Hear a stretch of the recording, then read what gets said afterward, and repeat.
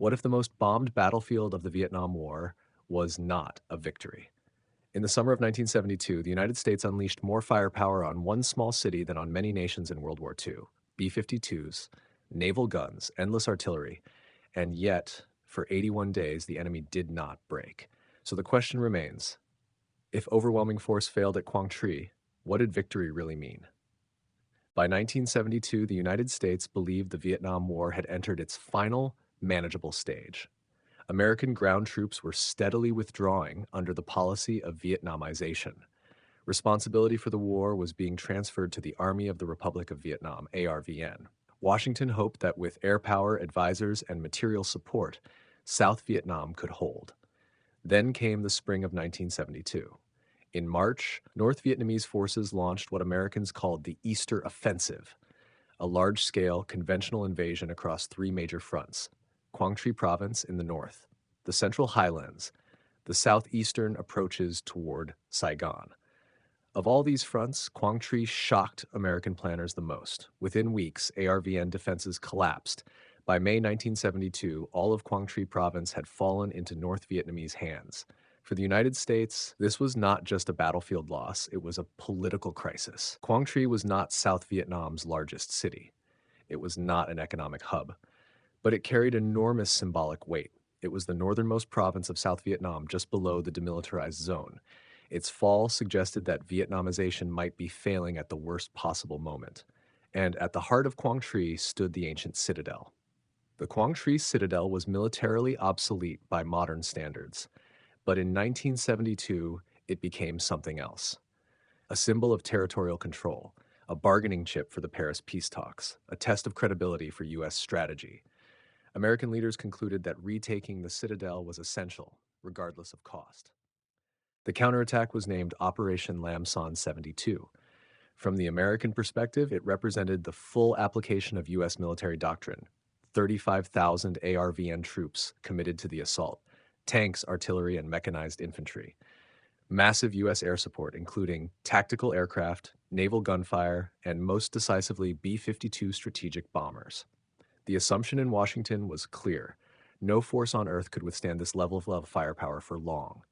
Opposing them were North Vietnamese units, primarily infantry, entrenched within and around the Citadel. They were outgunned, outmatched technologically, and yet they prepared to hold. On June 28, 1972, ARVN units began their push toward the Citadel. Progress was immediate, but deceptive. Initial advances stalled at the outskirts of Quang Tri town. Every street, every wall, every ruined building became contested ground. By mid-July, South Vietnamese commanders announced plans to raise their Citadel by July 13th, hoping to score a psychological victory that could be showcased in Paris. The deadline came and went. The Citadel did not fall. What followed was not maneuver warfare. It was industrial destruction. From the American air perspective, Quang Tri became one of the most heavily bombed locations of the entire war. By the end of the battle, over 120,000 tons of bombs had been dropped on Quang Tri Province. The explosive power exceeded 7 Hiroshima-sized atomic bombs. The Citadel was pulverized. Walls centuries old were reduced to dust. Trenches filled with water as monsoon rains arrived. Supply routes vanished under fire, yet North Vietnamese forces remained. From the U.S. viewpoint, this was deeply unsettling. Everything American doctrine valued, air supremacy, firepower, technology, was being tested against human endurance. As the battlefield narrowed, the Tha Khon River became the only viable supply route into the Citadel. To American pilots and artillery observers, it was a kill zone. To North Vietnamese soldiers, it was the only lifeline. Night after night, small groups crossed the river under relentless bombardment, bringing ammunition, food, and reinforcements. Many never reached the far bank. From an American perspective, the river became a grim symbol. Proof that even overwhelming firepower could not fully sever the enemy's will to fight. From a purely American military perspective, the Quang Tri Citadel should have fallen fast. The United States and South Vietnamese forces held absolute air superiority, overwhelming artillery and naval gunfire support. By every conventional standard, resistance inside the Citadel should have collapsed within days. Yet it did not. As bombs and shells erased the Citadel, the battlefield did not become easier to seize. It became rubble, Collapsed walls, shattered bricks, flooded craters, armor lost mobility, infantry lost formation. Every advance turned into close-range, invisible combat. American firepower reshaped the battlefield against itself. South Vietnamese forces had to advance, capture ground, and raise flags, on schedule. Their mission was political as much as military. The opposing forces needed none of that. They did not need to win ground. They only needed to endure. Time favored the side that could suffer longer. South Vietnamese forces had to advance, capture ground, and raise flags, on schedule. Their mission was political as much as military.